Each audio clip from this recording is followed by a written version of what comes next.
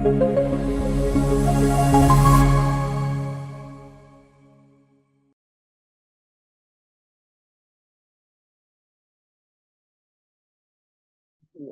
hola, hola. Buenas tardes a todos. Buenas noches en algunas partes eh, de nuestros países de Latinoamérica. Les damos la cordial bienvenida a este espacio de este Diplomado Internacional en Psicología Educativa y Técnicas de Enseñanza Efectivas a Estudiantes Neurodiversos. Vamos a compartir, compañeros. Compartir, compartir. Aquí está, listo. Compartimos plantilla. Compartimos plantilla de la información que trabajaremos en el día de hoy. Bueno,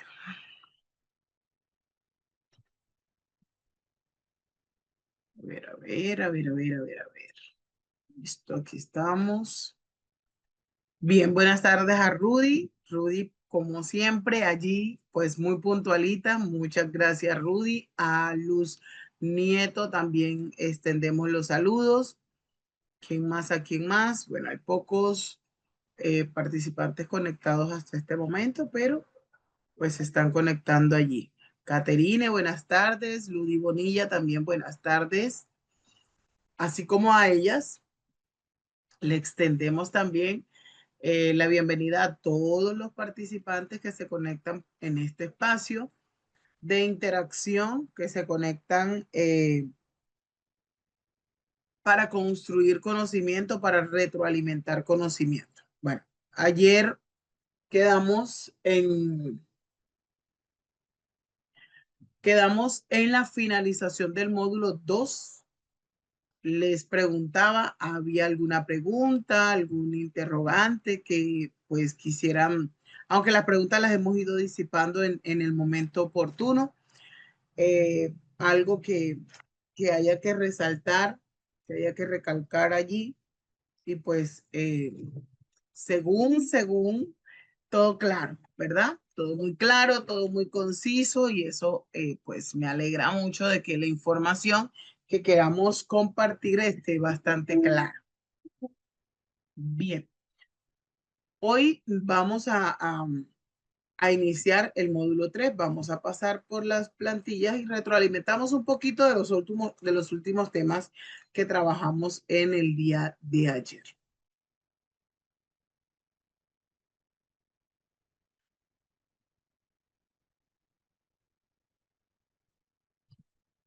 Hablamos de los métodos, de las estrategias didácticas, del desarrollo, de las etapas del desarrollo humano, las teorías, el aprendizaje social, la relación, la teoría de la inteligencia y bueno, aquí esto es importante que lo retroalimentemos porque es un tema que digamos el tema base de la motivación como tal en el estudiante. ¿Qué es la inteligencia emocional?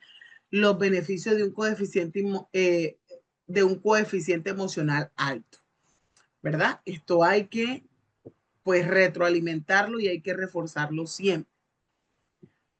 La inteligencia emocional, como bien lo decíamos ayer, es esa habilidad de comprender con precisión nuestras emociones y reconocer correctamente las emociones de los demás, ¿verdad?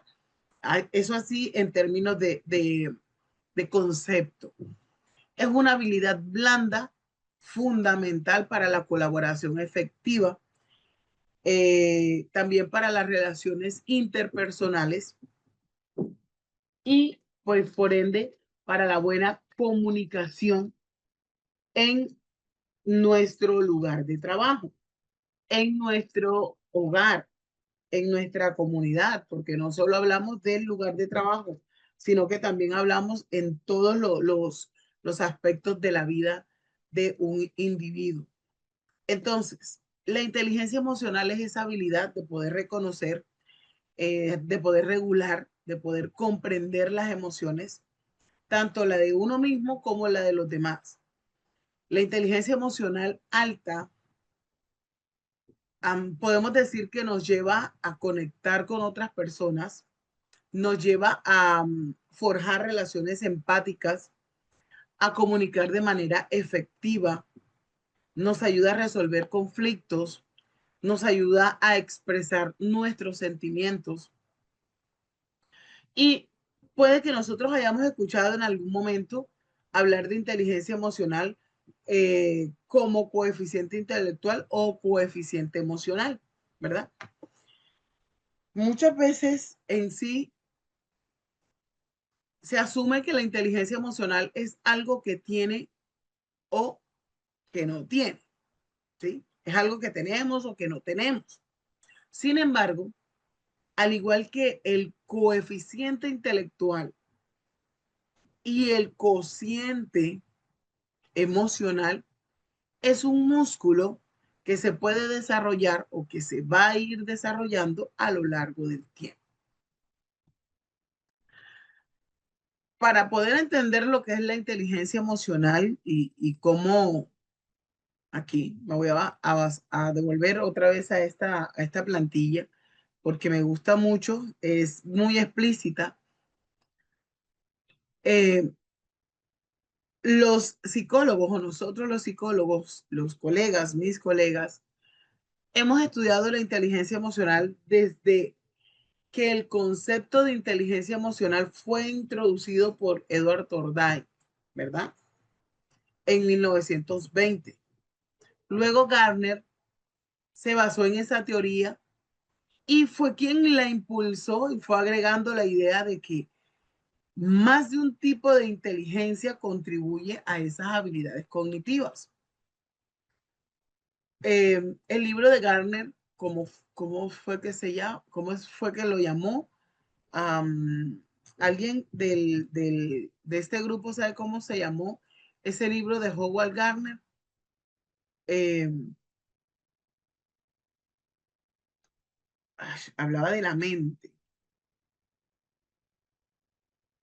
Mm, bueno, que hablaba de la teoría de las inteligencias múltiples, ¿sí? Estructura de la mente, así más específico. Gardner introdujo el concepto de inteligencia interpersonal e intrapersonal.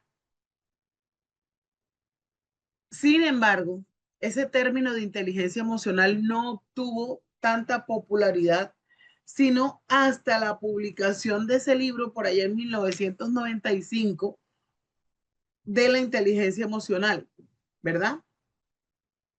De Goleman. Goleman define la inteligencia emocional y establece la importancia de ese coeficiente emocional para el liderazgo. Entonces, aquí sí vamos nuevamente para esta plantilla. ¿Cuál es la importancia y cómo podemos promover ese coeficiente emocional alto? Y podemos llegar a la conclusión, según los estudios que se han realizado y han demostrado, que la inteligencia emocional es igual de importante o a veces más importante que la inteligencia tradicional, ¿sí? Una inteligencia emocional alta tiende a ser más significativa para un excelente trabajo en equipo que un coeficiente intelectual alto. Estudios adicionales a todo ello también han demostrado que esa inteligencia emocional alta da lugar a un desempeño laboral y a mejores liderazgos, a mejores tomas de decisiones, a mejores relaciones interpersonales. Entonces, la inteligencia emocional se trata de entender nuestras propias emociones y las emociones de los demás. ¿Cuáles son los beneficios? Una inteligencia emocional alta eh, ayuda a colaborar de manera efectiva con todas las personas o miembros de ese grupo. Ayuda a pensar antes de actuar o antes de reaccionar. Ayuda a reducir tus reacciones viscerales o los impulsos. Ayuda a superar problemas tanto en casa como en el lugar de trabajo. A atender conflictos. A comunicarte de manera asertiva y efectiva en tu lugar de trabajo. ¿Sí? Eh, ayuda a superar problemas tanto en la casa como en ese lugar de trabajo. También a atender conflictos, a comunicarte con tus pares etarios, a empatizar con los demás, a conectar con tus emociones, a desarrollar esa sinergia entre tú y tus compañeros. Regáleme un segundito que me están llamando. Parece que no. Pensé que era la profe.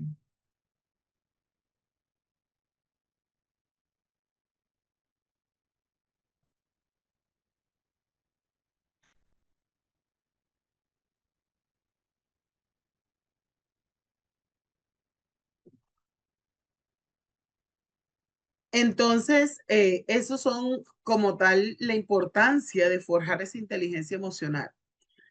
Existen dos modelos principales de inteligencia emocional.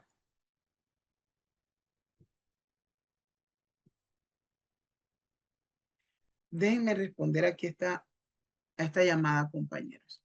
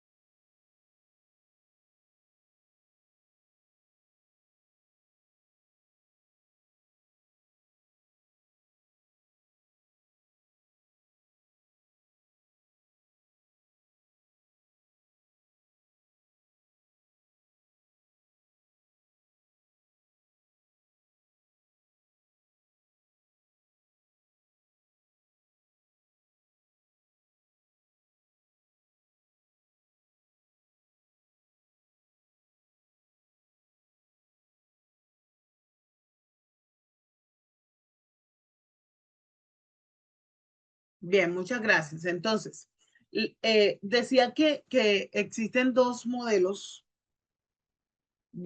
principales de inteligencia emocional. El primero, que está desarrollado por Goleman, que incluye 5 atributos claves para el coeficiente intelectual, y el segundo fue creado por Mayer, ¿sí? Recuerdan a Mayer y Peter Salovey, que habla también de lo que es la inteligencia emocional, que describe 4 características principales de la inteligencia emocional. Cuando hablamos de Goleman, esos 5 atributos de la inteligencia emocional están direccionados a habilidades claves dentro de la inteligencia emocional, que viene siendo el autoconocimiento, la autorregulación, la motivación, la empatía y las habilidades sociales.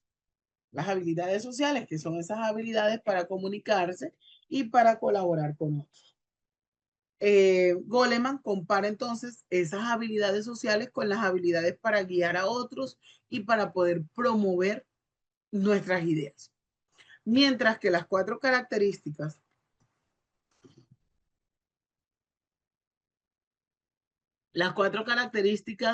de la inteligencia emocional, según John Mayer y Peter Salovey, eh,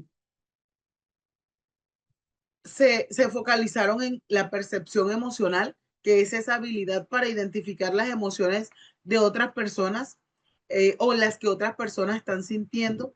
El autoconocimiento y esas habilidades de poder reconocer las emociones propias también entran en esa categoría. Como segundo punto, la facilitación emocional del pensamiento, o sea que habla de las habilidades de aprovechar las emociones que percibes, ya sean las propias y las de los demás, para apoyar a otros procesos cognitivos como la resolución de problemas o la toma de decisiones. También buscamos comprender la comprensión emocional, esa habilidad para entender cómo las emociones se relacionan entre sí y cómo estas emociones impactan en nuestras acciones y las acciones de otra persona. Está la regulación emocional, que es esa habilidad de regular las emociones en uno mismo y en otros. Esto es que nosotros podamos tener esa habilidad de mitigar o distanciarnos de esa emoción para enfocarnos en una situación particular.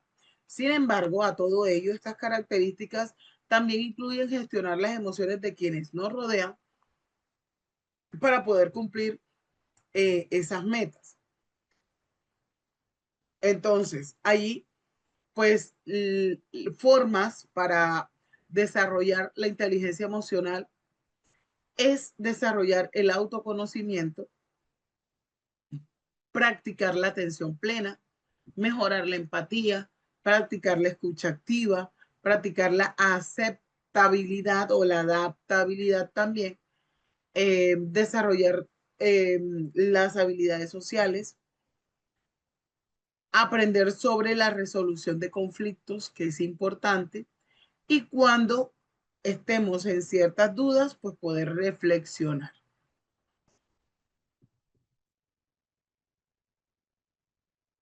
Ok, gracias Ninet. Dice, en el colegio estamos implementando la inteligencia emocional con los estudiantes. Queremos buscar que los chicos sepan canalizar sus emociones e impulsos en los diferentes contextos, a su vez que aprendan a ser empáticos entre ellos. Totalmente excelente, compañera. Bien, entonces todo esto pues relacionado con la inteligencia emocional, ¿cómo la podemos promover? Con juegos para reconocer emociones, con espacios de diálogo, con juegos tranquilos y simbólicos, con proyectos de integración, todo esto con lo que tiene que ver el aprendizaje cooperativo, colaborativo y la promoción de esa autorregulación, el realizar juegos que incentiven a ese niño al conocimiento de sus emociones, ¿sí? ¿Qué estás sintiendo en este momento? ¿Qué sensación te genera el que un amigo no te hable? ¿Qué sensación te genera que se perdió tu mascota? ¿Sí? ¿Qué acción podrías tomar cuando, digamos, cuando las cosas no te salen bien? ¿Sí? Te frustras o buscas resolver. Todo esto son importantes los estudios de casos para trabajar. Hablamos ayer también de los tipos de apego, que es otro tema importante, primordial, digamos que muy,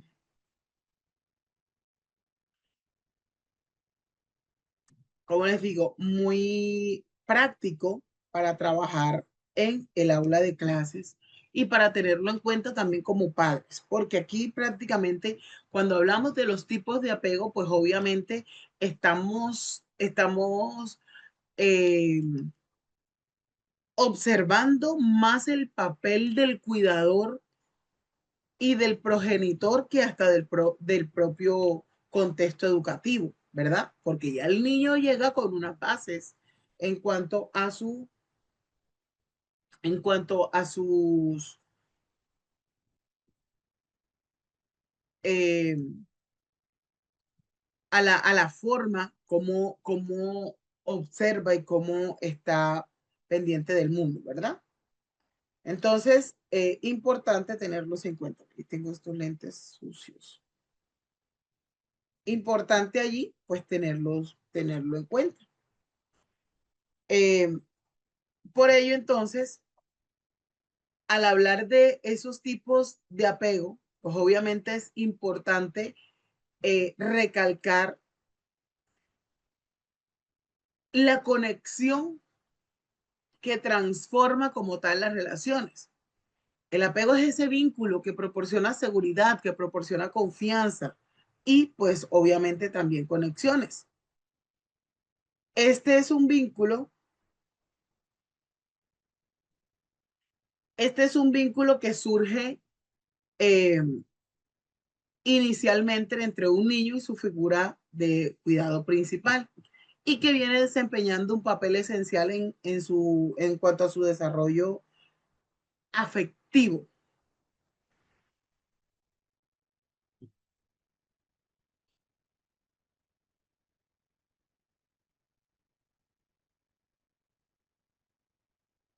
En cuanto a su desarrollo afectivo, entonces, ay, ya vaya.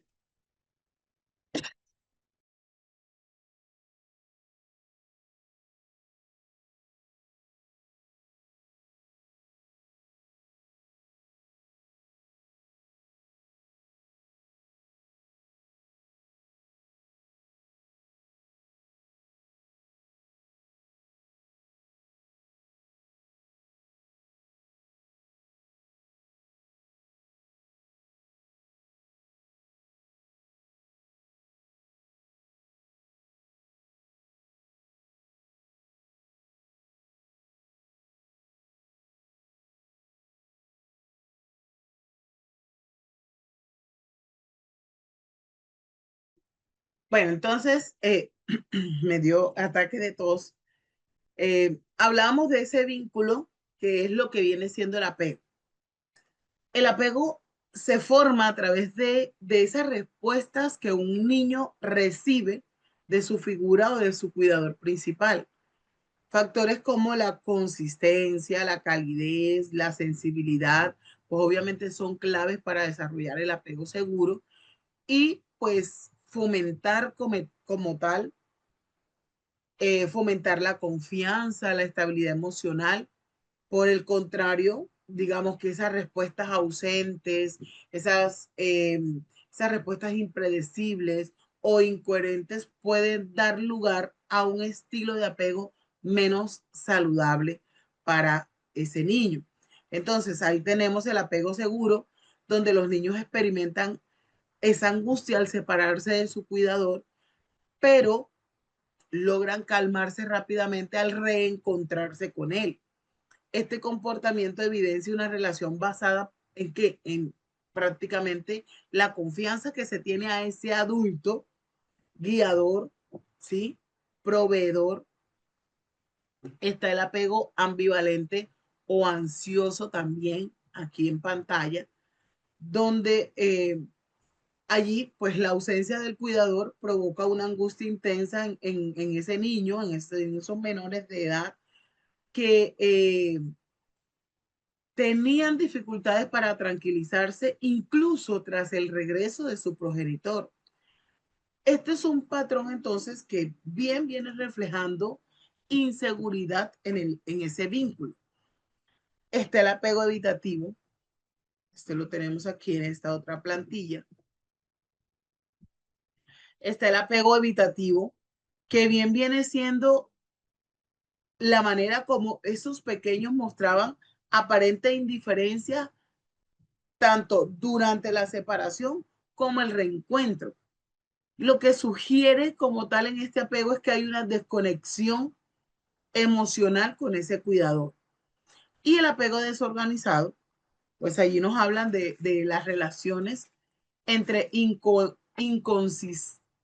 esas relaciones inconsistentes, es la palabra, o contradictorias, incluyendo comportamientos de miedo hacia el cuidador. Este estilo suele asociarse a experiencias de trauma o pues de negligencia como tal. Pero, ¿cómo podemos cambiar el estilo de apego?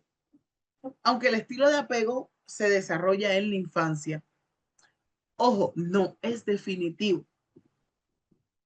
Como una herramienta adecuada, es posible trabajar en su transformación hacia un apego seguro.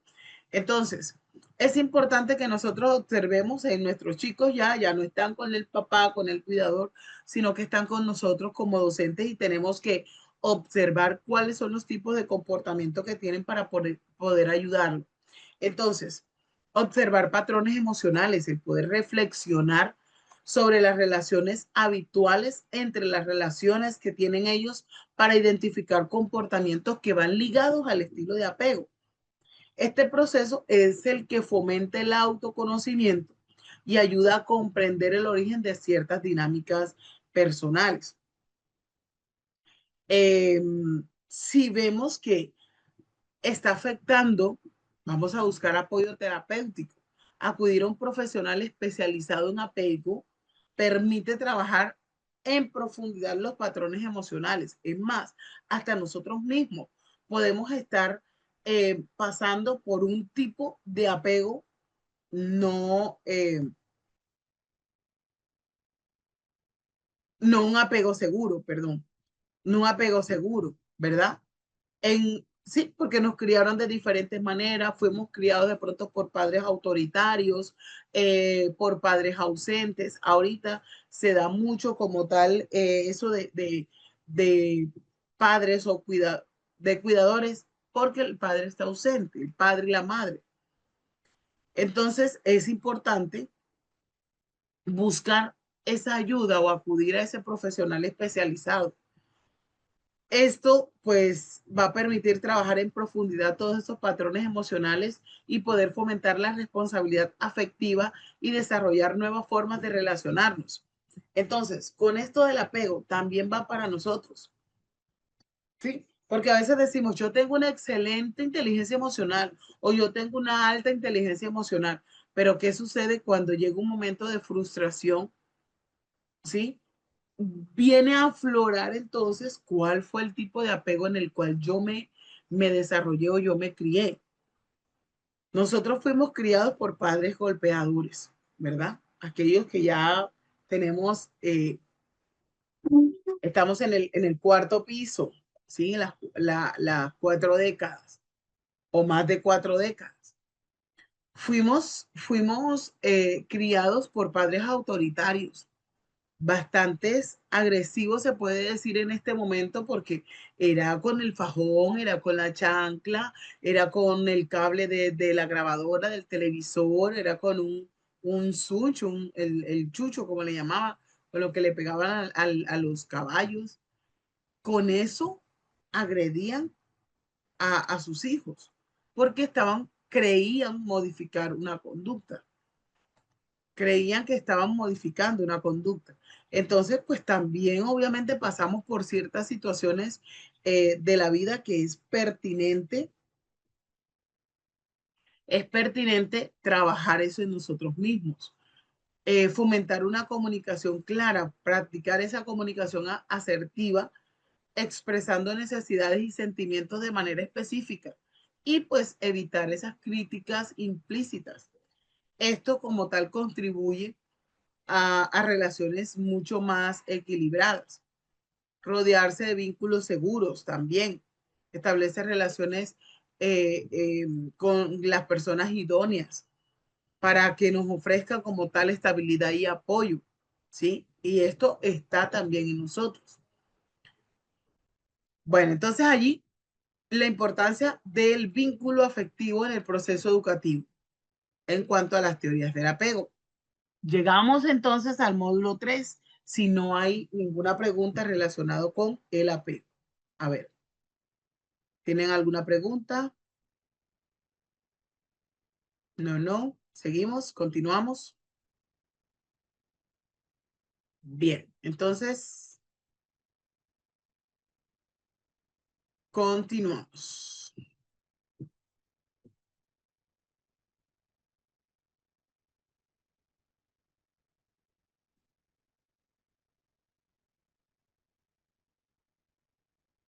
Nos vamos para lo que son las estrategias prácticas para el abordaje de las dificultades del aprendizaje.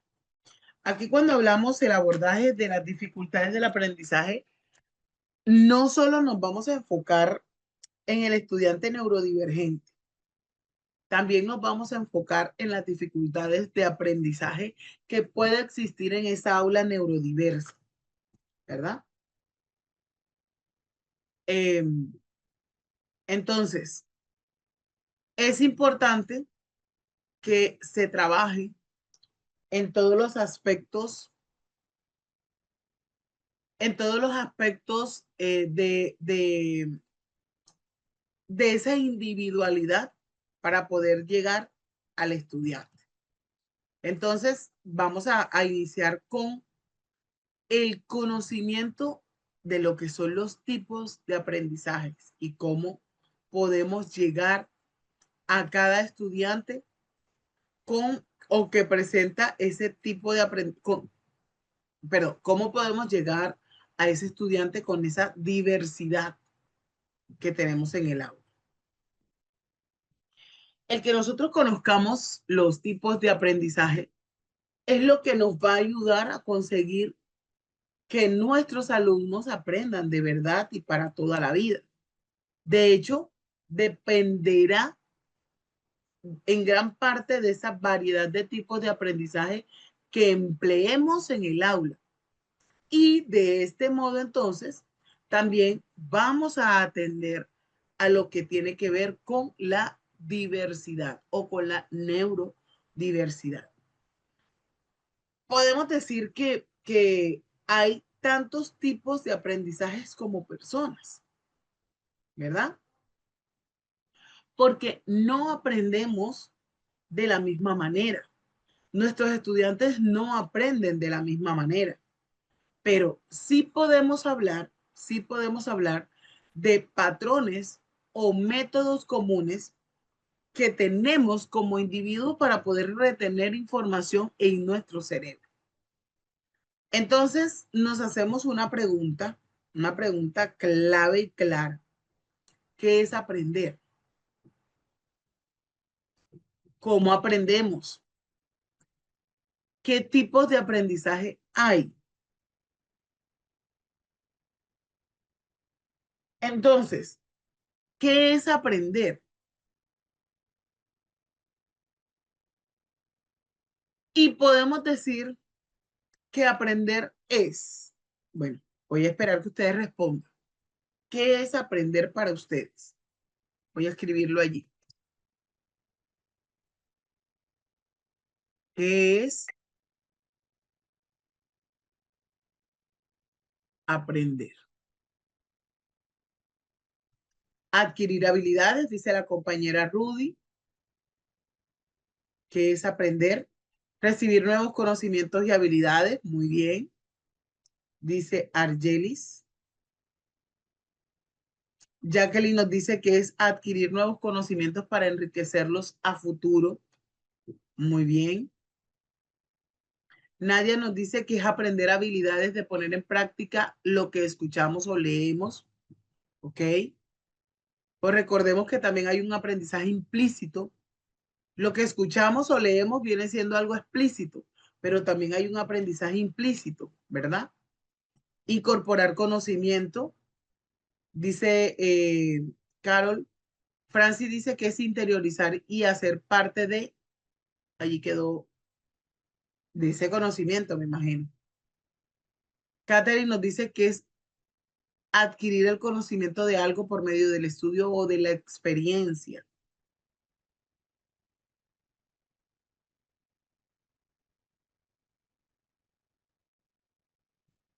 Entonces, para mí, aprender es adquirir conocimiento de algo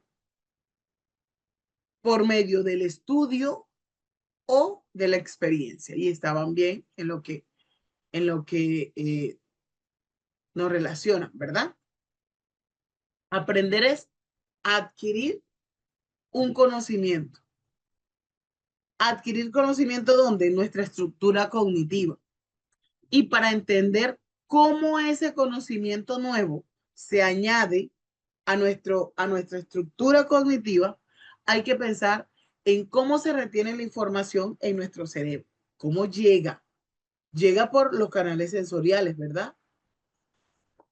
Pero se distinguen normalmente tres sistemas de representación: visual, auditivo y kinestésico, que vendrían siendo eso la forma como entra la información a nuestro cerebro.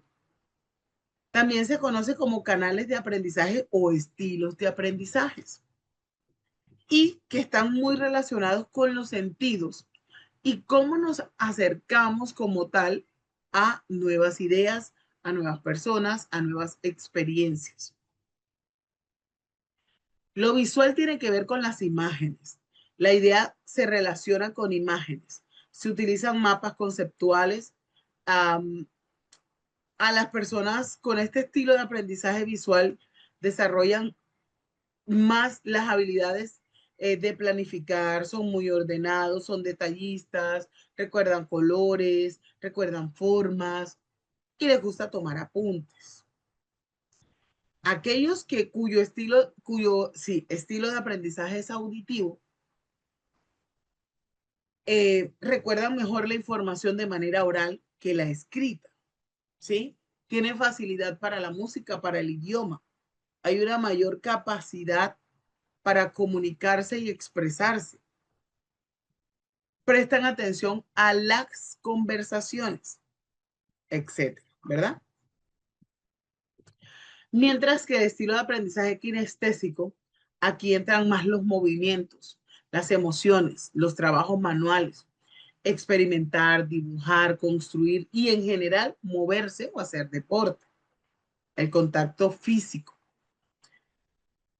De hecho, las diferencias entre estos se ven muy claras con sencillo ejemplo como cómo te relacionas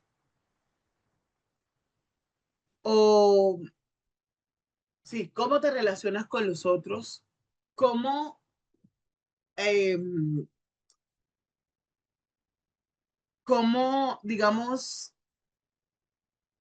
un ejemplo, cómo reaccionas, puede ser, cómo reaccionas cuando te presentan a una persona o a alguien que se te hace llamativo.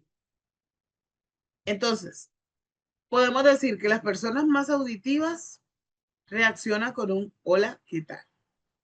¿Sí? Las personas más visuales prefieren una sonrisa o una expresión gestual para eh, presentarse. Y los de aprendizaje kinestésico, sin duda, pues tienden a dar un abrazo o un apretón de manos. Entonces, ahí es donde debemos tener en cuenta cuáles son los tipos de aprendizaje. Voy a ampliar un poco más esto ahí para que puedan ver. Está el tipo de aprendizaje implícito, significativo, por descubrimiento, experiencial, cooperativo, colaborativo, explícito, memorístico, receptivo, observacional, asociativo, no asociativo y pues por último el aprendizaje eh, emocional, ¿sí? Entonces, ay, perdón, vamos a desglosar uno a uno.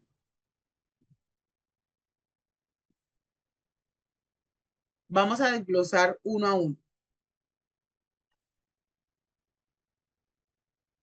Es que se baja mucho.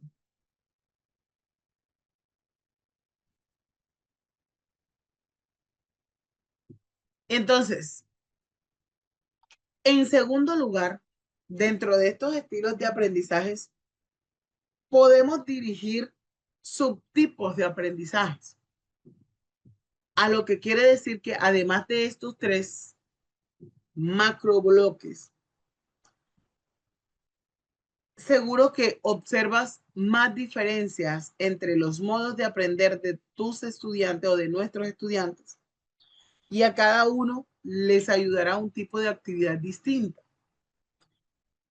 Esto es lo que se conoce como tipos de aprendizajes, o sea, diferentes modos de adquirir los conocimientos, diferentes modos de adquirir los conocimientos. Entonces está el aprendizaje implícito. Aquí tenemos el aprendizaje implícito. El aprendizaje implícito es el primer aprendizaje que podríamos decir, ya que en este aprendizaje no hay una intención de aprendizaje. Pero ¿qué pasa entonces? Esto surge de manera espontánea, sin un proceso, ni buscando motivación desde fuera. Se consigue ejecutar automáticamente una conducta motora, por ejemplo.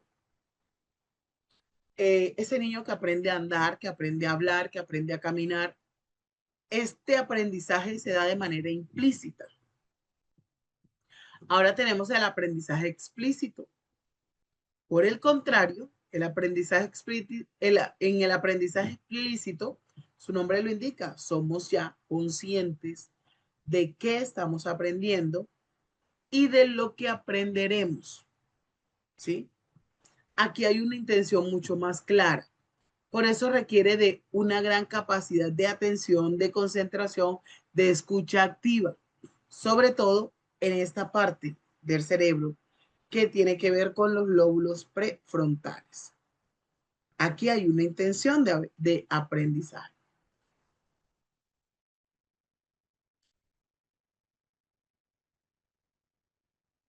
Tenemos entonces en el segundo bloque el aprendizaje significativo. Pero ¿qué es el aprendizaje significativo? Y lo hemos escuchado mucho por Bandura, ¿verdad?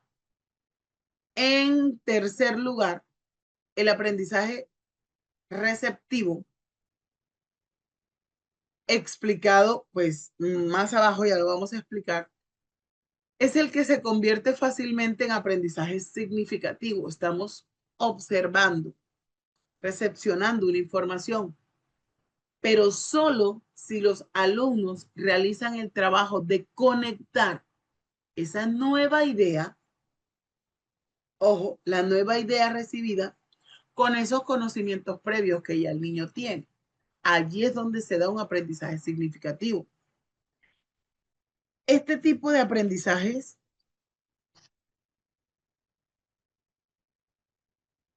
es el que se fomenta mucho en la actualidad y consiste en relacionar una nueva idea con otra que ya está establecida, al igual que poder modificar o ampliar algo que ya sabíamos, gracias a los nuevos conceptos que están por descubrir, que descubrimos o que se nos presentan, ¿verdad? Tenemos también el aprendizaje por descubrimiento, que al ladito. Entonces, si nos hablan aprendizaje por descubrimiento, recordamos entonces a Brunner. Brunner insistía en la necesidad de que el propio estudiante descubra, resuelva y relacione los nuevos conocimientos para luego ir incorporando a su esquema cognitivo o su estructura cognitiva previa, ¿verdad? Al aprendizaje que ya tenía.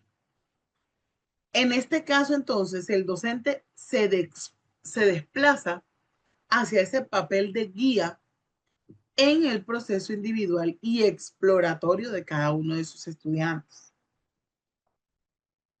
Luego viene el aprendizaje memorístico. Aquí. En ese aprendizaje memorístico, todos tenemos la experiencia de aprender algo de memoria. Y no es malo el aprendizaje memorístico. De repetirlo y repetirlo hasta que podamos decir como una grabadora, como un lorito, como decíamos. Está repite y repite y repite como un lorito. Este aprendizaje obviamente requiere de una acción mecánica, repetitiva, para fijar en esa memoria, en nuestra memoria, el concepto. Incluso muchas veces sin necesidad de comprenderlo. Por eso no se recomienda que para aprender conocimientos que requieren cierta reflexión o relación con otro, se haga de manera mecánica o memorística. Pero sí es importante para fechas, nombres, que son que son conceptos como tal fijos, que son conceptos que se dan de manera fija.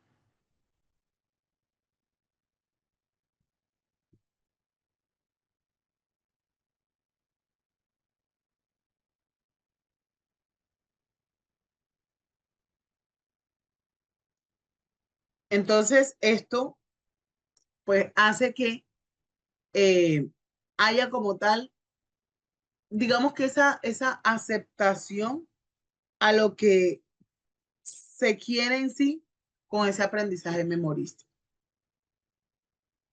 Está el aprendizaje receptivo, aquí de este lado, al memorístico. El aprendizaje receptivo, voy a desenchufar que está tronando mucho. Eh,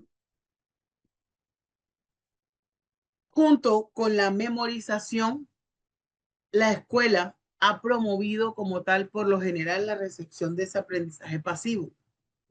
Lo que quiere decir que en las clases, nuestros estudiantes reciben grandes cantidades de información en distintos formatos, videos, revistas, libros, lo que el docente le explica, pero luego de ello deben interiorizar y ser capaces de reproducir.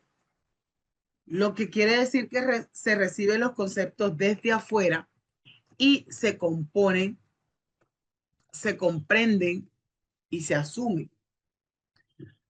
Está el aprendizaje experiencial, donde este tipo de aprendizajes, pues obviamente está relacionado con esa experiencia que vive. Todos vivimos distintas experiencias. Pero ¿qué pasa aquí? Depende de cada uno o de cada experiencia, cómo reaccionamos y cómo somos después de cada una de ellas. El aprendizaje experiencial se obtiene por todas esas situaciones que vivimos, incluso de los errores, ¿verdad? Pero, claro está, se necesita algo de reflexión y algo de análisis de aquello que estamos viviendo. Luego viene de la experiencia, está ligado con el aprendizaje observacional. Este tipo de aprendizaje en un ambiente controlado requiere de dos personas. El observante, que es el que sirve como modelo, realizando una acción correcta, y el observador. Bueno, el observante, que es el aprendiz o el estudiante o el individuo, observa e intenta reproducir el modo de actuar o de proceder. Este es un aprendizaje obviamente muy visual, ¿verdad?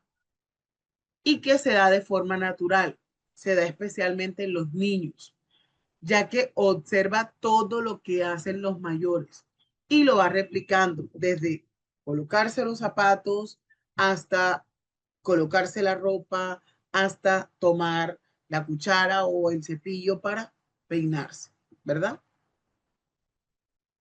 Luego vemos el aprendizaje cooperativo. Como indica ya su nombre, requiere de colaboración y se refiere a ese aprendizaje que se da en grupo, que se da en masa, que se da cuando se trabaja con otras personas y cuando uno realiza su rol o esa tarea específica. No se recomiendan grupos de más de 5 personas porque la sexta no hace nada. Es más, hasta la quinta no hace nada. Entonces, es importante un grupo de 3, de 4.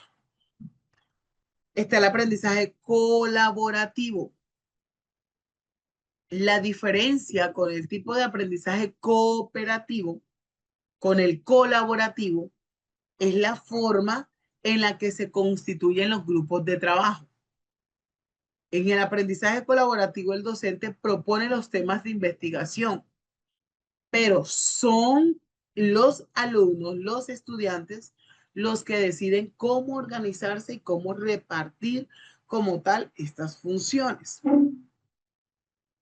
También se da el aprendizaje asociativo, En el aprendizaje asociativo, este tipo de aprendizajes es el que surge cuando se consigue los mejores resultados. Y su mismo nombre lo indica, asociación de estímulos externos o sucesos con alguna idea o con algún tipo de comportamiento.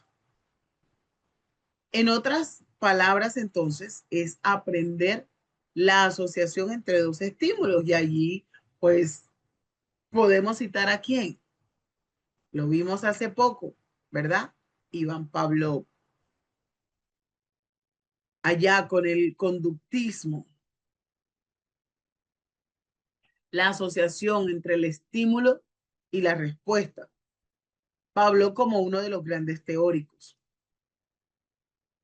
En contraposición a ellos tenemos el aprendizaje no asociativo. El aprendizaje no asociativo, donde en este caso, prácticamente, cuando el estímulo es repetitivo o continuo, cambia nuestra respuesta ante ese estímulo. Lo que sucede es que nos acostumbramos al estímulo, lo interiorizamos y se convierte como tal en una costumbre. Pero no es que haya una asociación de esos estímulos, se convierte en una costumbre. Y el tipo de aprendizaje número 13 está por aquí, voy a ampliarle un poco, es el aprendizaje emocional, ¿sí? Ahí entonces, el mundo de las emociones, el poder conocerlas, el poder gestionarlas, el poder reconocerlas en los demás, ¿sí?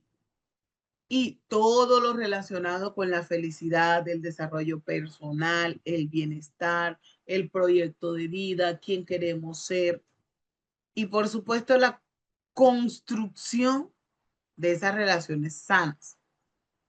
Están allí inmersas en lo que es ese aprendizaje emocional.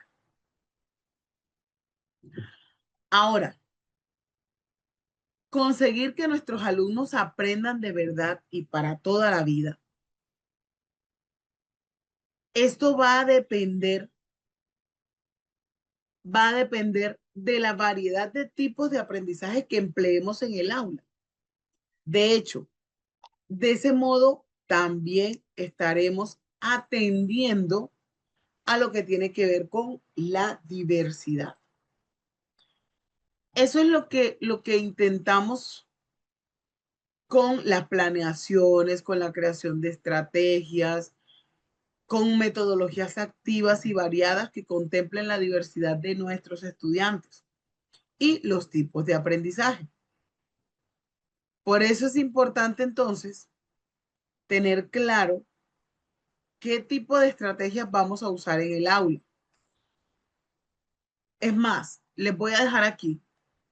Aquí tenemos ejemplos, perdón. Aquí tenemos ejemplos, por ejemplo, valga la redundancia, del aprendizaje explícito, implícito, perdón.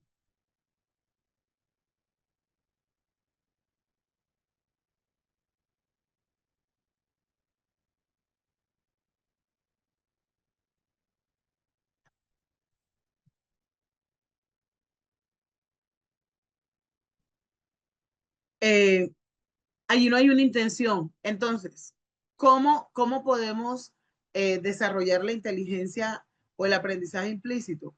Hablando, aprendiendo canciones, con moralejas, la moraleja de los cuentos, ¿sí?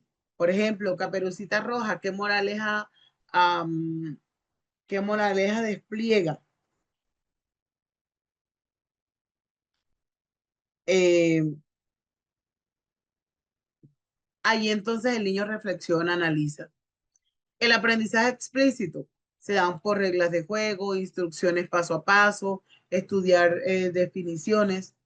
En el aprendizaje significativo, con retos, método socrático, mapa mental, ABP, aprendizaje basado en proyectos, aprendizaje basado en problemas.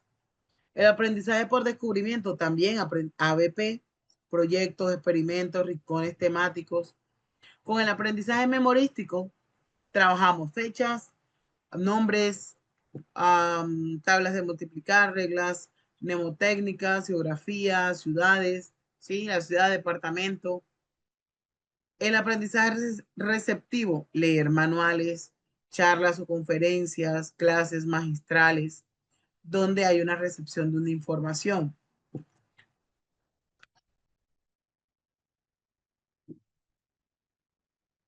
Con el aprendizaje experiencial, hay una reflexión sobre la situación que vivimos, la metacognición, diario personal o análisis y autoevaluaciones.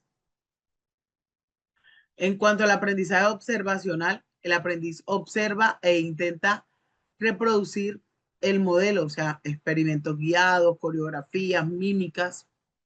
Con eso se desarrolla la habilidad del aprendizaje observacional.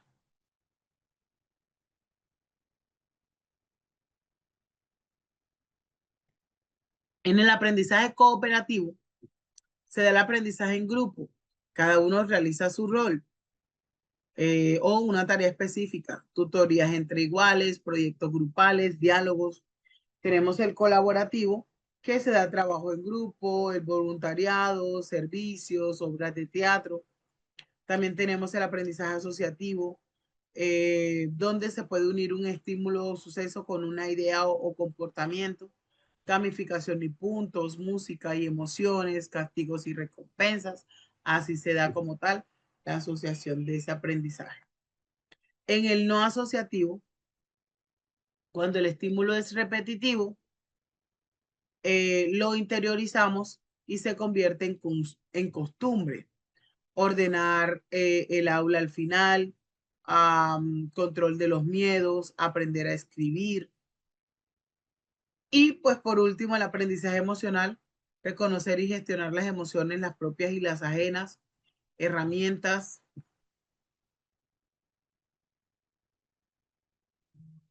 eh, las artes y pues obviamente trabajar las emociones. Ahora, una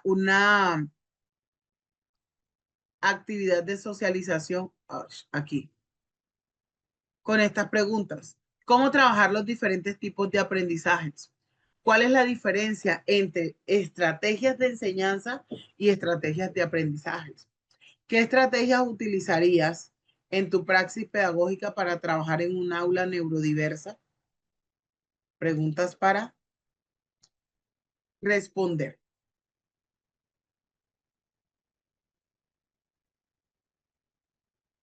La primera pregunta es, ¿cómo trabajar los diferentes tipos de aprendizajes? Allí se las resalté. ¿Cómo trabajar los diferentes tipos de aprendizaje?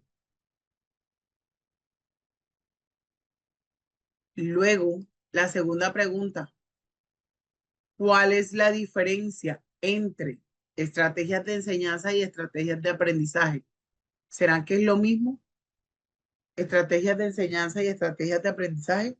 Me gustaría que por favor um, utilizáramos el audio para responder. Así de esa manera escuchamos todos al tiempo. A veces cuando estamos en la clase no logran todos leer el chat, ¿sí? Porque hay muchas respuestas allí. Entonces, con el audio, pues obviamente sí, vamos socializando una a una, ¿verdad?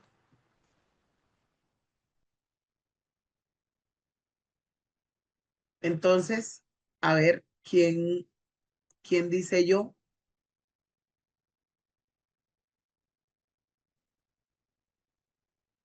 Tenemos tres preguntas para socializar en este momento.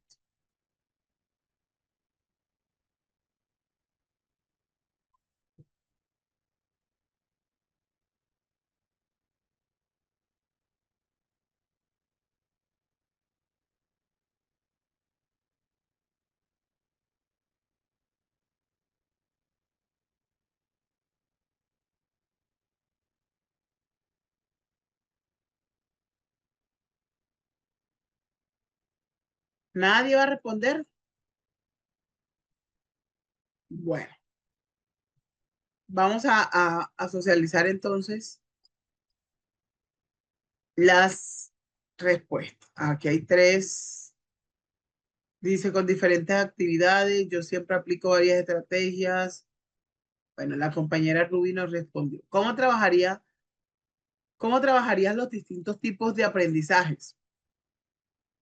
Por ejemplo, si el aprendizaje, si el individuo tiene el aprendizaje visual, usamos diagramas, usamos mapas conceptuales,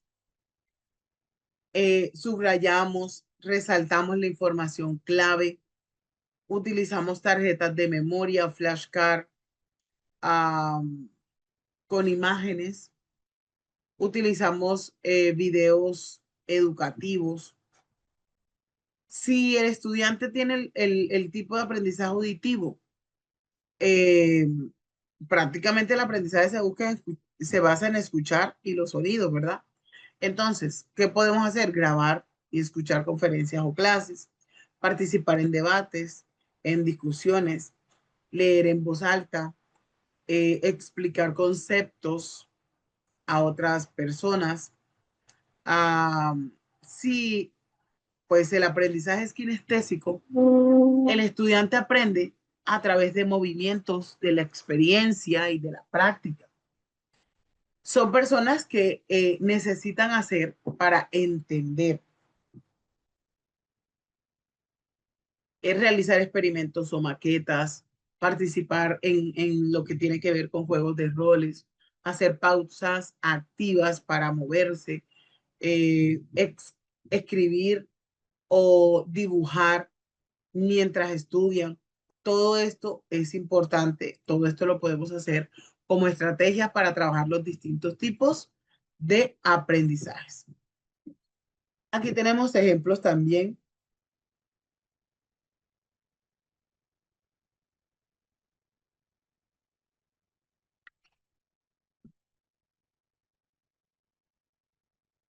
Luego, la siguiente pregunta, ¿cuál es la diferencia entre las estrategias de enseñanza y las estrategias de aprendizaje?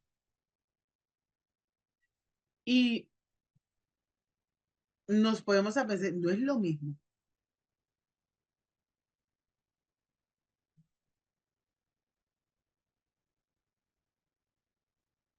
Ah, no le ha quedado claro ¿y por qué no preguntó, profe Maura?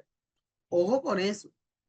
Si no le ha quedado claro, active su audio. Profe, ¿me puede explicar cuál es la diferencia entre estrategias de enseñanza y estrategias de aprendizaje? ¿Sí?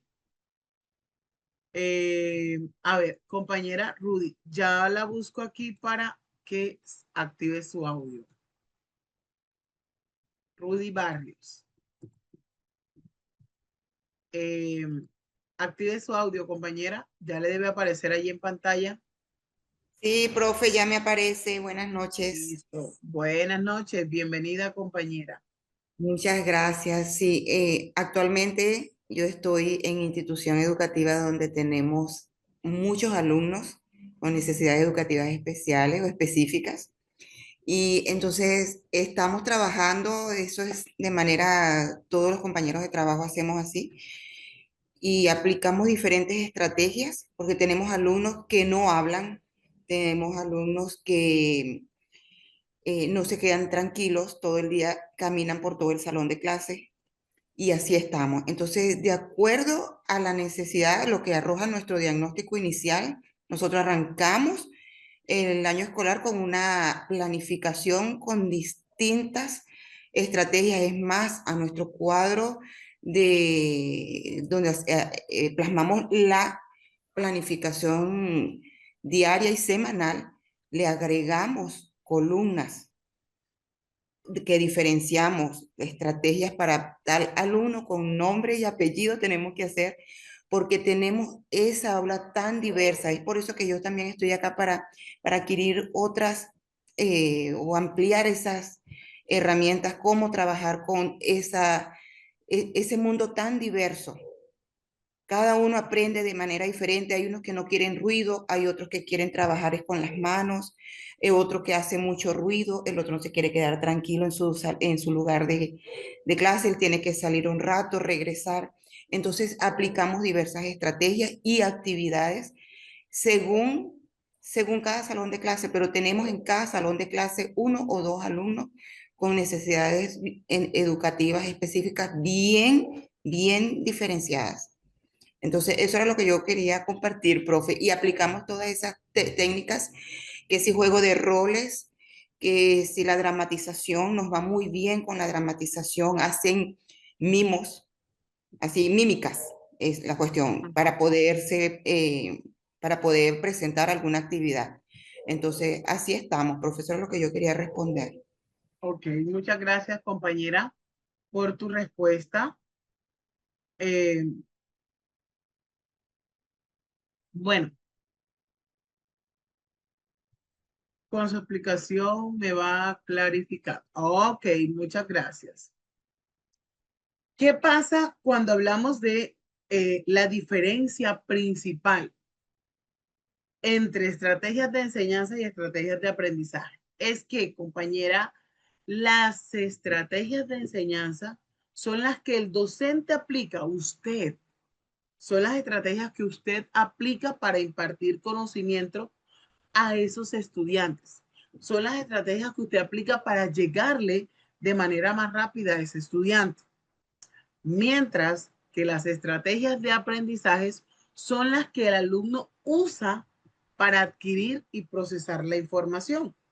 Por ejemplo, estrategias de enseñanza, la explicación magistral, ¿sí? Digamos que el método tradicional, usted llega, le explica su clase, esa es mi estrategia, porque yo siento que cuando yo llego y le explico el tema, se lo desgloso, ellos adquieren ese conocimiento, ¿verdad? Cuando exponemos el tema de manera oral. Cuando usamos el aprendizaje basado en proyectos, basado en discusiones, el uso de material didáctico.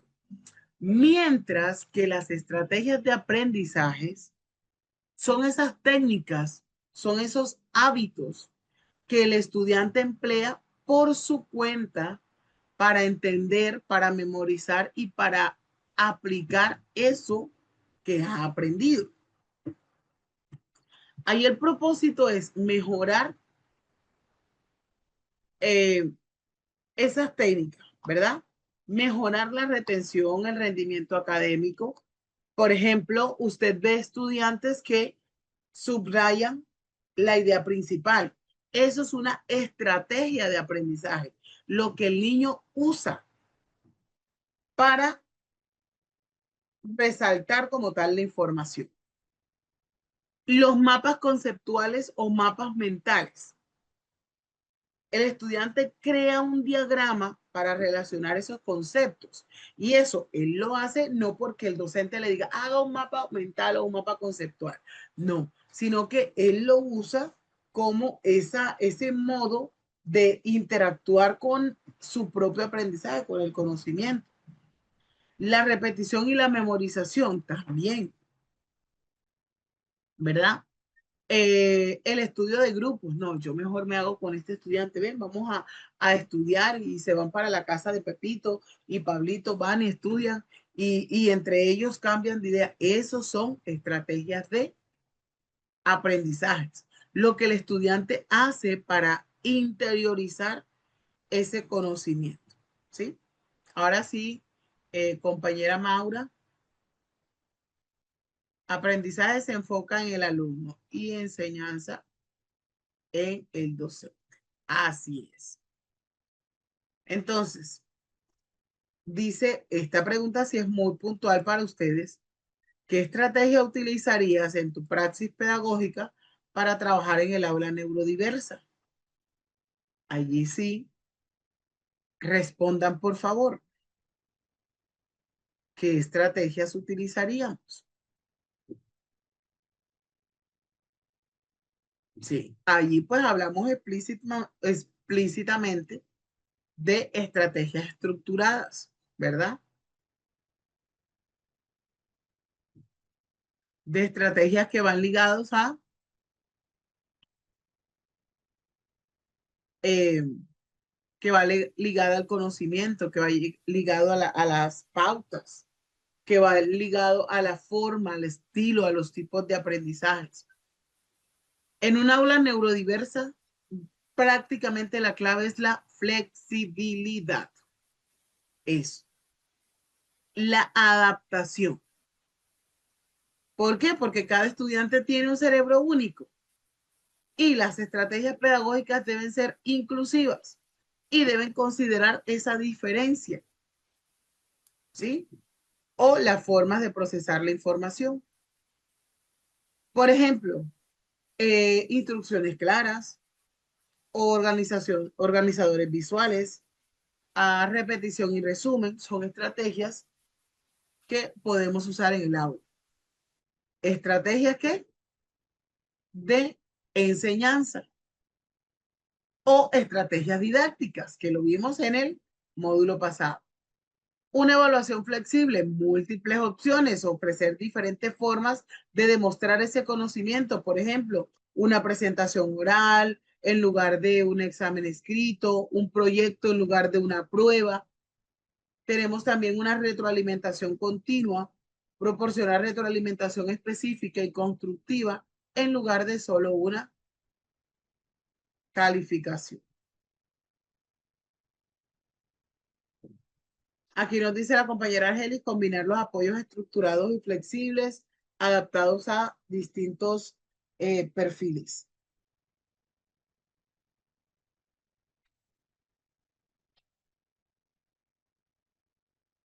Regálenme un segundito, profes. Me voy a tomar esta pasilla, tengo dolor de cabeza.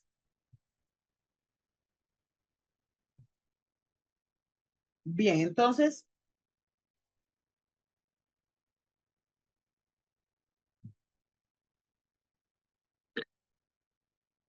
toda esa información,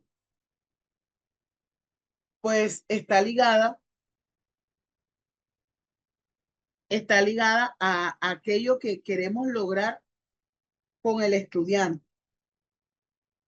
aquello que queremos obtener en cada una de nuestras clases. Y por eso se enfoca, cuando hablamos de lo que es en sí la educación inclusiva, por eso se enfoca el DUA, el diseño universal para el aprendizaje, en las diferentes formas o las múltiples formas de representar una información debido a los distintos tipos de aprendizaje que existen. Lo mismo que las múltiples formas de expresión debido a las distintas eh,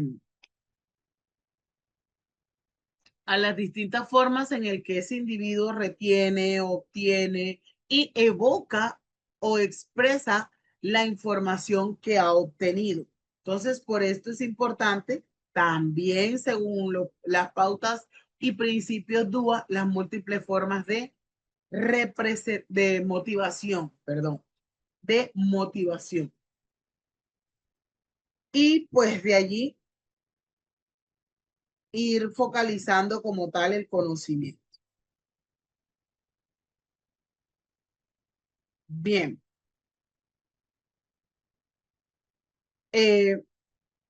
Bueno, aquí nos pregunta Lucero, ¿cómo podríamos integrar una estrategia o múltiples estrategias en un módulo de 50 minutos con alumnos neurodivergentes? Bueno,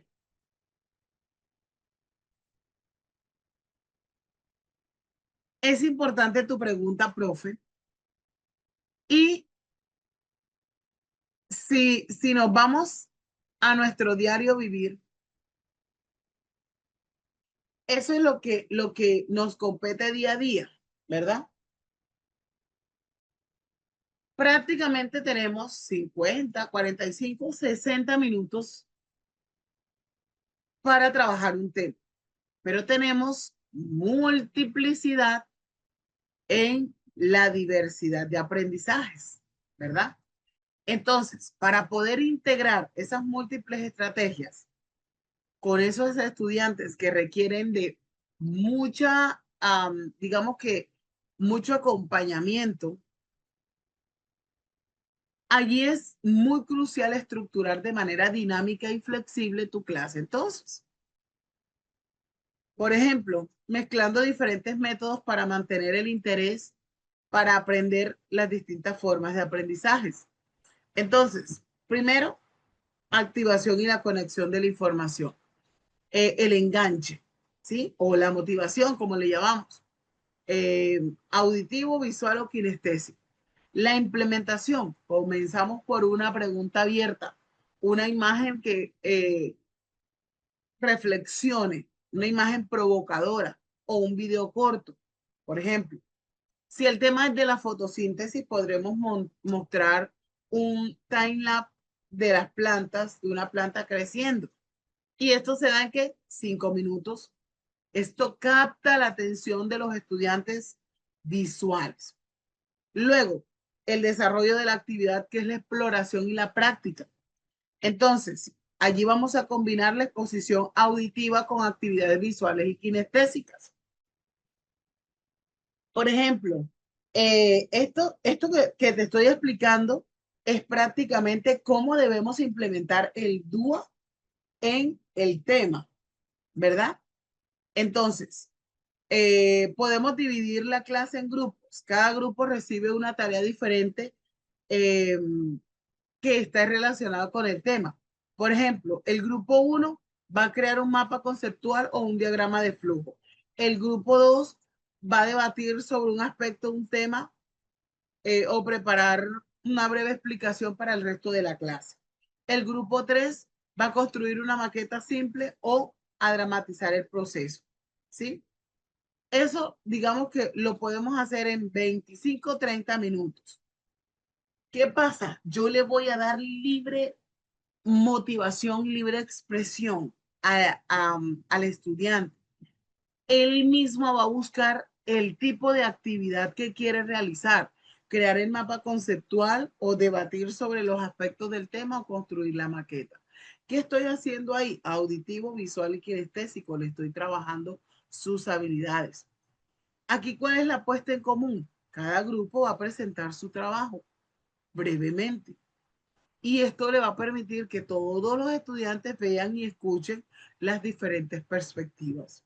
Luego vamos a hacer una síntesis y una reflexión.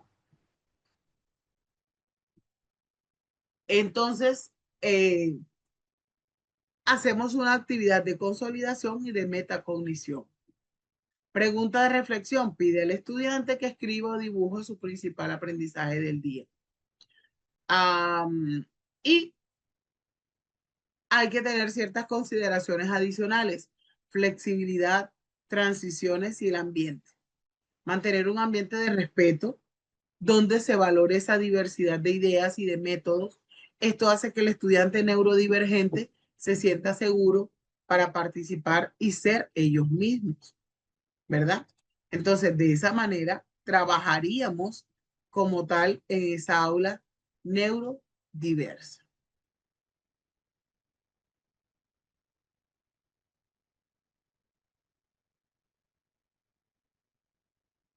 Claro, así es, Rudy. Hay que utilizar varias horas de clase, ¿sí? O varios días. Hoy vimos las plantas, ¿verdad? La clase siguiente, cuando vamos a trabajar las plantas, hacemos una retroalimentación y eh, continuamos con otra información. Otra información mucho más compleja que la que ya el estudiante tenía. Y así de esa manera se puede ir dando todo lo que vamos realizando. Bien,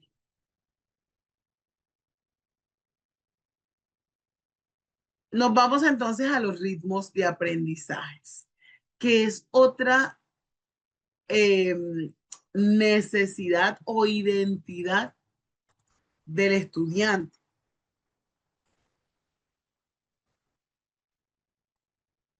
¿Qué son los ritmos de aprendizajes? Existen ritmos y tiempos de aprendizajes muy particulares en nosotros, que si no se respetan, pueden ocasionar frustración y experiencias negativas en relación con los propios procesos de aprendizaje. Por esto es importante respetar los tiempos y los ritmos de aprendizaje de nuestros chicos y de nuestros jóvenes en particular.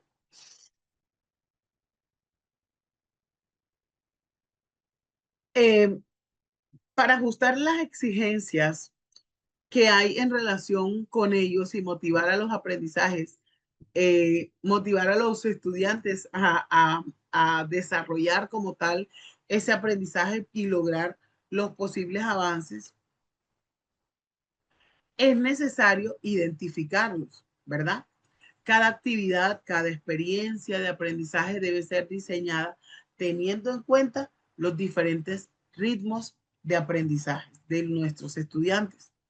Esto va a permitir que todo avance, que todos ellos vayan avanzando, pero a su propio ritmo. Debemos evitar entonces etiquetas como perezoso, lento, tortuguita, niño problema o niño prodigio, perdón, es la palabra prodigio, que de una u otra forma discriminan y ocasionan distorsiones en la autoestima y en esa forma en cómo ese niño se relaciona consigo mismo y con los demás. Cada persona puede aprender y avanzar. El papel del docente eh, prácticamente es ese papel guiador. Cada persona avanza, cada persona orienta, pero el papel del docente permite que descubra y desarrolle su potencial. El ritmo de aprendizaje, ¿qué es? Es esa velocidad en la que una persona va a aprender.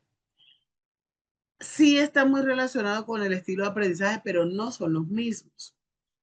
Muy pocas veces se toma en cuenta el ritmo de aprendizaje cuando se evalúa a un niño, aunque puede ser la explicación a su historial académico. Esto hay que tenerlo claro. No existe o no se conoce una clasificación como tal de los ritmos de aprendizaje, pero sí se tomará en cuenta estos tres criterios que tenemos aquí, rápido, moderado y lento, como ritmos de aprendizaje. Claro está, a todo ello hay cierta información que se debe tener en cuenta, ¿sí? Hay cierta información que se debe tener en cuenta. Eh, por ejemplo,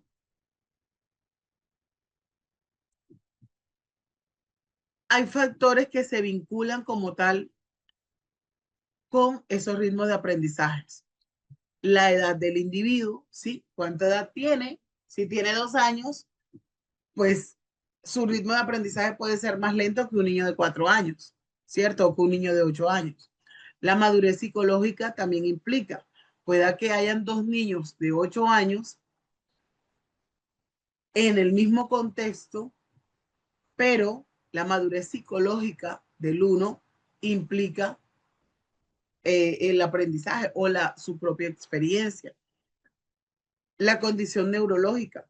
Un niño neurodivergente puede tener un ritmo de aprendizaje mucho más lento que un niño neurotípico.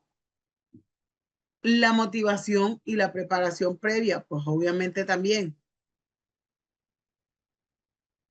La preparación anterior sobre los temas también tienen que ver con eh, esa, esa, esa distinción, digámoslo de esa manera, ¿sí?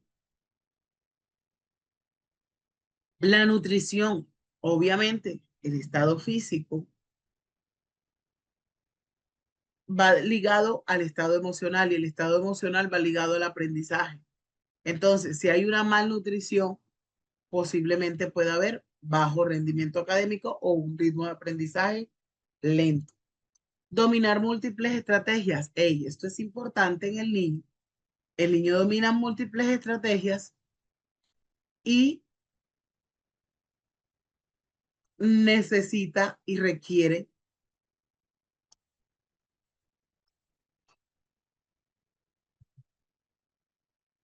que el niño domina múltiples estrategias, o sea que la formación que se da va a ser mucho más avanzada, ¿verdad? Entonces, Eso tiene que ver con los ritmos de aprendizaje. Ahora, los estilos de aprendizaje. Vamos a ver qué dice aquí la compañera.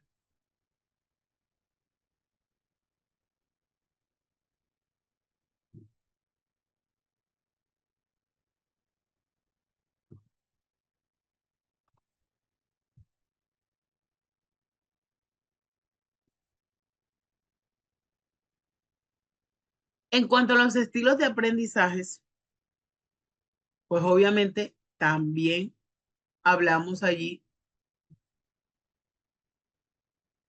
de la importancia de entender qué son esos rasgos afectivos, ¿sí?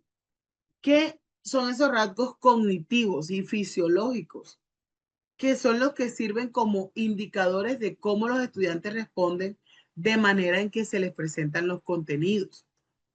Esto, pues, es lo que nos provee información valiosa para poder seleccionar y distribuir los recursos didácticos, los espacios y el tiempo, ¿verdad? El ambiente propicio para el aprendizaje tiene que ver con los estilos de aprendizaje.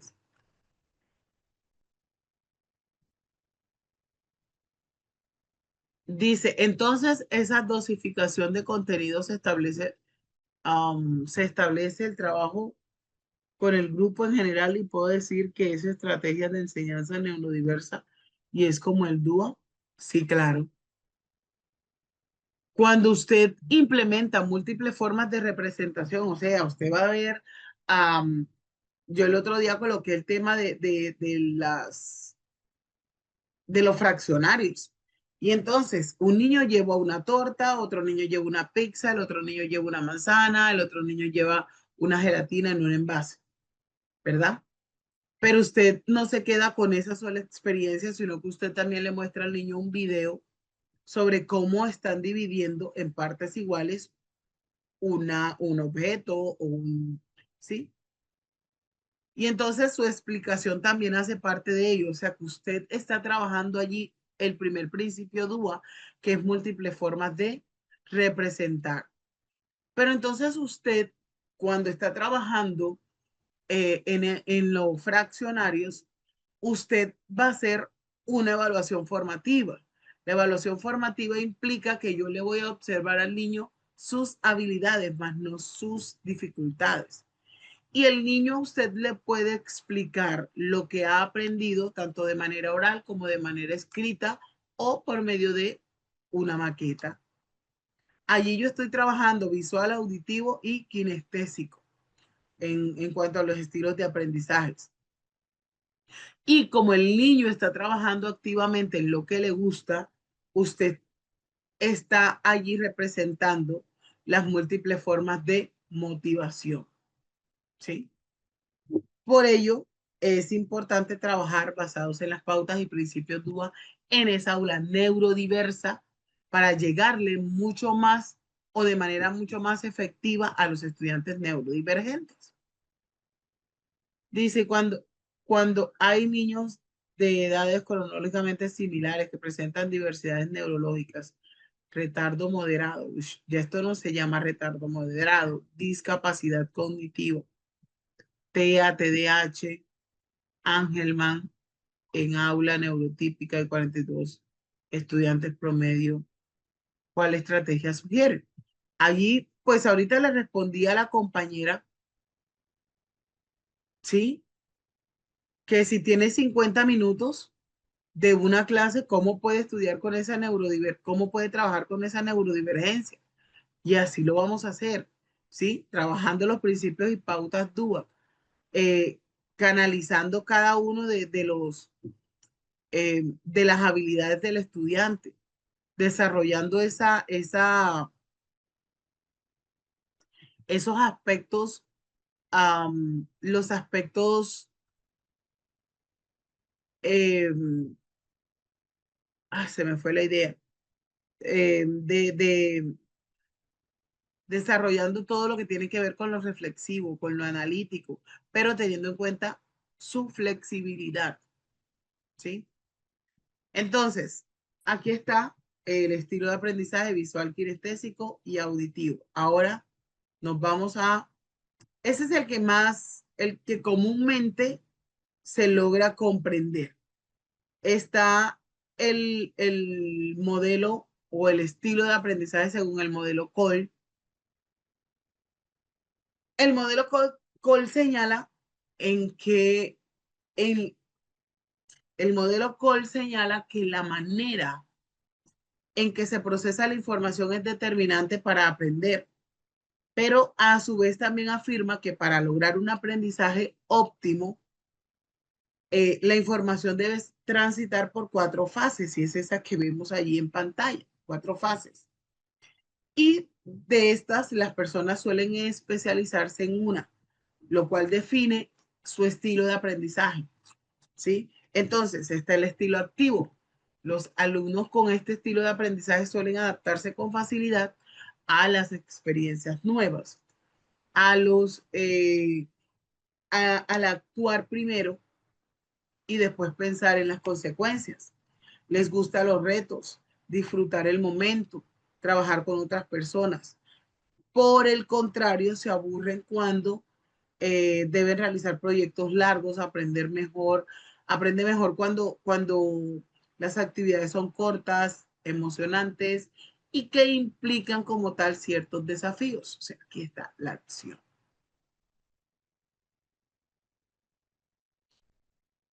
Luego, luego están los reflexivos, quienes tienen un estilo de aprendizaje reflexivo. Prácticamente se caracteriza por ser observadores y analíticos. Rescatan datos y los examinan detalladamente para poder formular conclusiones, ser precavidos, analizar las posibles consecuencias de sus acciones antes de tomar cualquier decisión. En el aula es común que observen y escuchen antes de opinar. Están los estilos teóricos, los que piensan de manera racional, analizan y sintetizan la información. De igual manera pueden organizar hechos dispares en teorías coherentes. Suelen sentirse incómodos con las actividades, implican como tal ambigüedad e incertidumbre y aprenden mejor mediante teorías y conceptos que presenten como tal un desafío. Tenemos también el estilo pragmático, donde los estudiantes aprenden de manera práctica y realista. Les gusta comprobar si las ideas funcionan de hechos concretos o no. Tienen dificultades cuando las actividades no se vinculan con ese contexto inmediato. Y por el contrario, aprenden mejor cuando las actividades combinan la tarea, la teoría y la práctica. Dentro de todos esos estilos de aprendizajes, dentro de todo lo que podemos hablar de los estilos de aprendizajes o de esas teorías, recordemos que son teorías, porque no hay como tal una especificación de que siempre se dé de la misma forma. Entonces, también muchos de nosotros hemos escuchado hablar de los hemisferios cerebrales, ¿verdad? Del hemisferio dominante. La idea de que cada hemisferio está especializado en una modalidad distinta de pensamiento que ha llevado el concepto de el uso diferente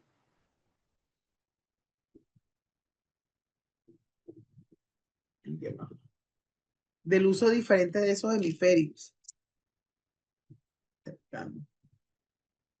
Este modelo propone que personas cuyo hemisferio dominante sea el izquierdo son más analíticos. Eso dicen. En cambio, quienes tengan tendencias hemisféricas derechas serán mucho más emocionales. El hemisferio izquierdo está especializado en el manejo de los símbolos de cualquier tipo, el lenguaje, álgebra, símbolos químicos, pintura, música, es más analítico y lineal y procede de forma lógica. Mientras que el hemisferio derecho es más efectivo en la percepción del espacio, es más global, más sintético e intuitivo, es imaginativo y es emocional. Estos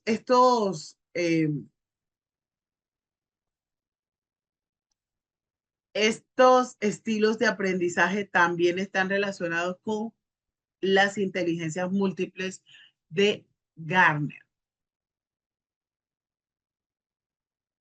De acuerdo con Garner, existen 8 tipos de inteligencia y todos nosotros poseemos esos tipos de inteligencia. Lo que nos diferencia es que cada uno lo desarrolla de una manera diferente. Y esto es lo que se tiene en cuenta para poder favorecer ese aprendizaje. ¿Sí? Entonces existe la inteligencia espacial, lingüística, corporal, intrapersonal, naturalista, matemática, interpersonal y la musical. ¿Sí? La inteligencia lingüística se refiere a esa capacidad para utilizar efectivamente las palabras de manera oral y escrita. Este individuo con esa habilidad lingüística se le facilita hablar, pensar, escuchar, leer, escribir, mientras que la inteligencia lógico-matemática se habla de esa capacidad o esa facilidad que tiene ese individuo para calcular, para formular datos, para verificarlos, así como para emplear los números de manera y de forma eficiente. Tiene habilidad para pensar de forma crítica, para razonar, analizar y resolver planteamientos numéricos. Tenemos la inteligencia visual espacial también, que es ese individuo que tiene esa capacidad para ver y pensar en 3 dimensiones. Las representaciones gráficas, ideas y pensamientos. Tiene habilidad para dibujar, pintar, observar, clasificar. Por eso es que nosotros vemos en el aula ese niño que pinta divino. Vemos en el aula ese niño que usted le dice 2 más 2 y enseguida le dice que son 4. Ese niño que tiene una habilidad y un léxico impresionante. Entonces, también tenemos la inteligencia musical, aquel niño que reconoce los sonidos, que le facilita cantar, le facilita tocar instrumentos. Tenemos en el aula de clases ese niño que se conoce a sí mismo, que sabe que respira hondo y dice, no, no voy a pelear, que identifica su fortaleza y que identifica sus limitaciones. Tiene inteligencia intrapersonal, muestra habilidades para reflexionar, para pensar, para valorar y para planificar. También tenemos aquel niño que le gusta trabajar y ayudar al otro, ¿sí? Que le facilita relacionarse con los otros y poder organizar. Y tenemos la inteligencia naturalista, que es la capacidad para reflexionar acerca de las necesidades que tiene el entorno. Y podemos decir a aquel niño que dice, yo no voy a usar un pitillo porque esto no se degrada con facilidad. Y no usa el pitillo porque él es ecoamigable, dice.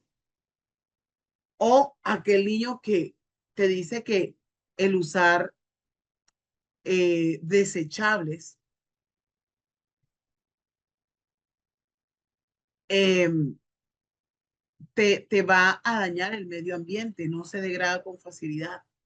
Entonces, todos esos modelos que dan origen a la distinta clasificación de los estilos de aprendizaje han sido continuamente objetos de debate y cuestionan como tal su validez específica. Por otro lado, los recientes avances de la neurociencia nos han permitido comprender de mejor forma y de manera natural qué aprende y cómo aprende el cerebro. Y todas estas investigaciones que ha hecho la neurociencia nos enseña que más que estilos de aprendizaje existen ciertos aspectos que son fundamentales y que favorecen el aprendizaje. Y mediante la neurociencia se ha podido establecer pautas para poder aplicar de forma práctica todos esos conocimientos generados por la neurociencia y por la neuroeducación. Entonces, eh, las emociones como tal que habla mucho la neurociencia y comparte. conclusiones sobre la forma como el individuo eh, obtiene o recepciona la información. En fin, los modelos de estilos de aprendizaje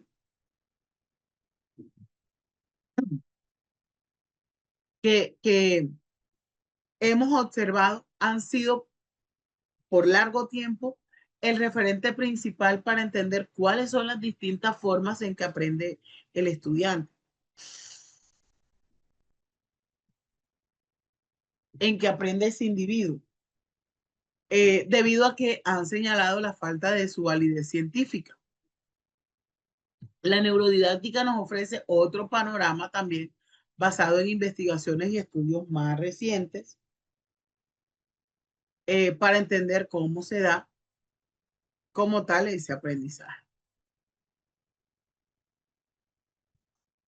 Ahí entonces vemos que el aprendizaje tiene unas fases, las fases del aprendizaje. Y hace poco les explicaba cuáles son esas fases del aprendizaje. La fase de la motivación como tal, que es la fase inicial en la cual se da el aprendizaje. El aprendizaje como es un proceso complejo en el que se involucran diversas etapas o fases que pueden variar según el modelo teórico y el enfoque educativo.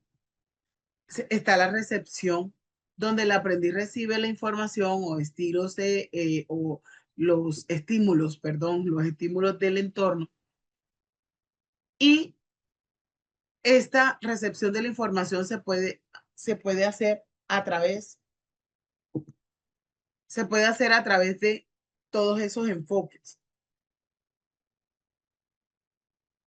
todos esos canales perceptivos,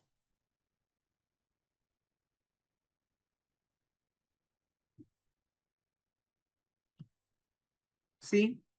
Está la retención también de la información, que es cuando recibe esa información, la retiene en su memoria a corto plazo, pero implica una repetición, el resumen y la asimilación activa de esa información. También está la codificación de esa información, que es la fase de la adquisición del conocimiento y del almacenamiento como tal en la memoria. En esta fase la información se codifica, se almacena en la memoria a corto plazo. Se da también la recuperación cuando ese estudiante necesita utilizar la información aprendida. Entra en la fase de recuperación, que es el proceso de traer a la mente la información, almacenarla para, como tal, para su uso. Luego viene la práctica, que tiene que ver con la fase de desempeño, la respuesta, la fase de generalización de transferencia. Allí en la práctica se usa para fortalecer el aprendizaje, para evocar también, o sea, transferir la información, la reflexión que tiene el estudiante acerca de ese conocimiento, se afianza y se vuelve pues más fácil de recordar. Luego viene la transferencia, donde es capaz de aplicar el conocimiento o las habilidades aprendidas en todas esas situaciones de acuerdo con sus experiencias. Está el refuerzo.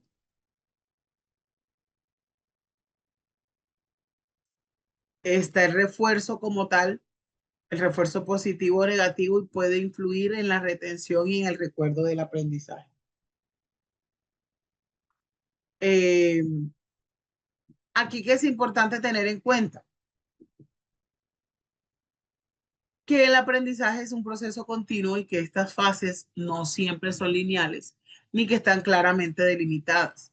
Algunos son modelos de aprendizajes y que nos sirven para agregar o subdividir estas fases.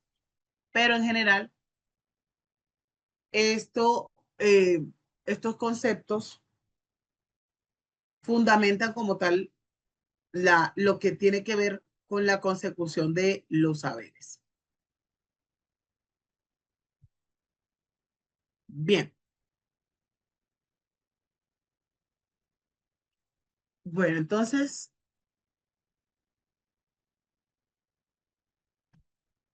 yo quiero como tal llegar aquí. Vamos a hacer una actividad. mm,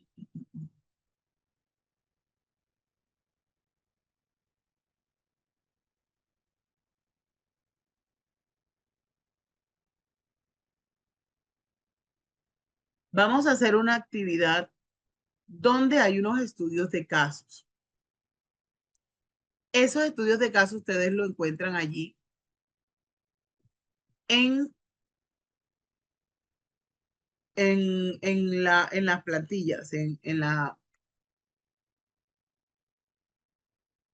el material, ¿sí?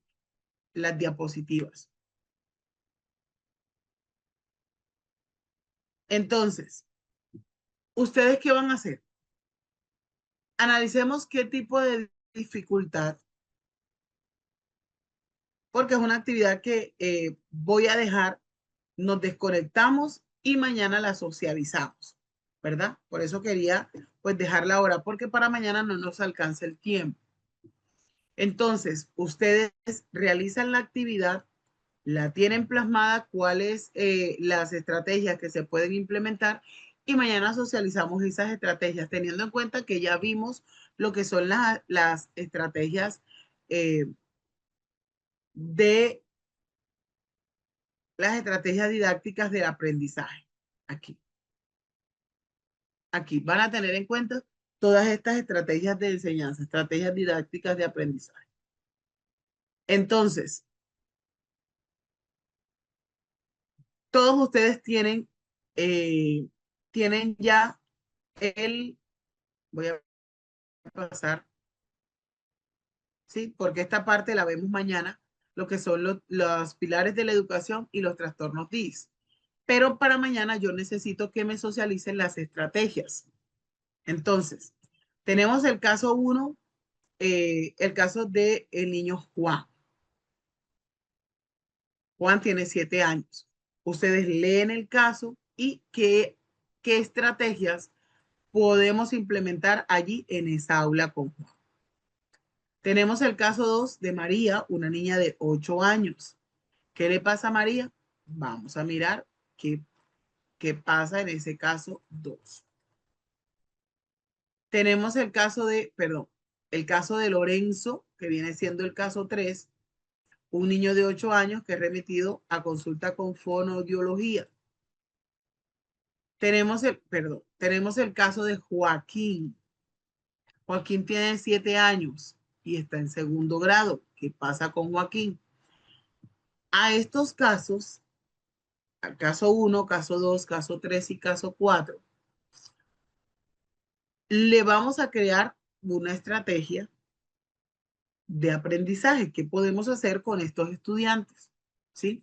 Por eso dice, analicemos qué tipo de dificultad en el aprendizaje se presentan en los siguientes casos y cuáles son las posibles estrategias que podemos implementar en el aula. ¿Sí? Esto como para socializar en el día de mañana. Entonces, para no proseguir el tema y que mañana no nos alcance el tiempo, entonces vamos a dejar hasta aquí la temática del día de hoy. Finalizamos aquí y mañana continuamos con la temática que nos falta y socializamos el estudio de casos, que con esto finalizamos el módulo 3, el módulo 2, perdón, para entonces iniciar el módulo 3. Y socializamos otras estrategias. Así, este es el módulo 3. Por esto socializamos el módulo 3 que sería mañana, ¿sí?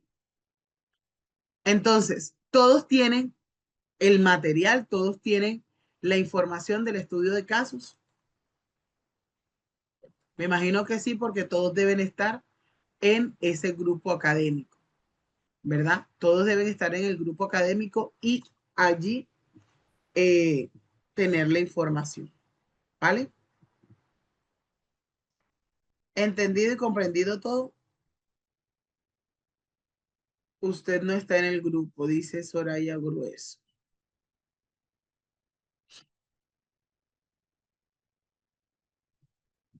Bien, ¿qué vamos a hacer? Vamos a ver si lo toma así y lo mando por acá. Sí. Ahí está el caso 1. Si me deja copiarlo de esa manera.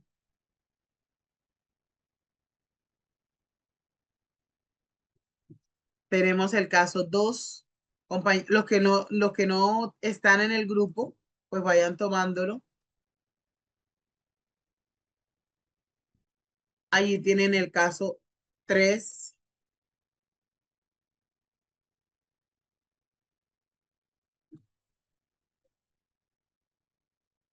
y el caso 4. Ahí está. Creo que no estoy porque no me ha llegado las grabaciones. Tampoco estoy en ningún grupo académico, solo en el grupo general de WhatsApp. Sí, igual yo no estoy en ningún grupo académico. Bueno, la profe Beatriz ayer mandó el link nuevamente para que se anexara al grupo académico. ¿Qué sucede? Es más, yo no veo participantes aquí. ¿Dónde está? Aquí. No veo participantes que se hayan recién ingresado.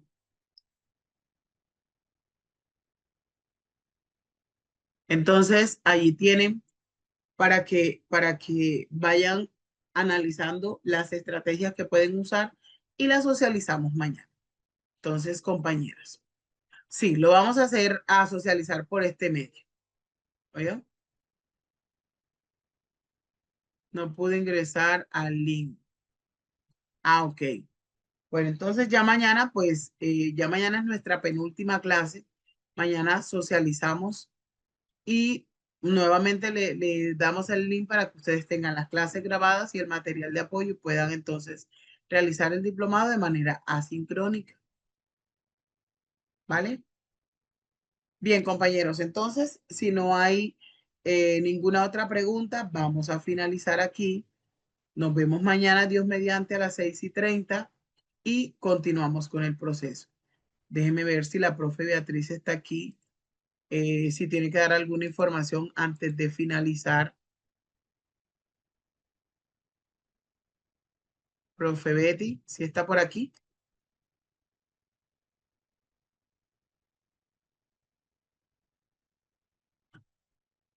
Bueno, parece que no.